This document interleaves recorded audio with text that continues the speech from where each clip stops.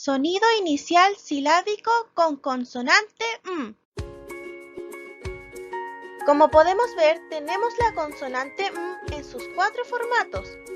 En la primera imagen está la letra M mayúscula y la letra M minúscula de forma mano imprenta. Y debajo de ella tenemos la letra M mayúscula y la letra M minúscula manuscrita.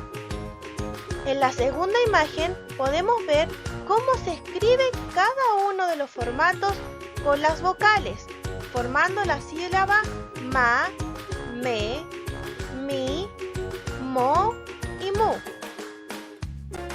El monosílabo. A, E, I, O, U. A, E, I, O, U. ¡Un mono que habla! Ajá. ¡Wow! ¿Y sabes leer? No. Es muy fácil. Yo te enseñaré. ¡Sí! ¡Ya sé! Te llamaré el monosílabo. ¡Aprendamos a leer! Ajá. Aprender a leer muy divertido va a ser. Con el monosílabo verás que fácil es. Vamos, ya es tiempo de comenzar la lección. Ma, me, mi, mo, mu. Va a comenzar.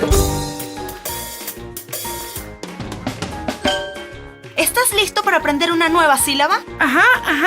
¡Muy bien! Hoy vamos a aprender cómo suena la letra M si la unimos con las 5 vocales. A, E, I, O, U. La letra M sola suena mmm, como cuando nos gusta mucho una comida. La letra M con la A suena ma. La letra M con la E suena me.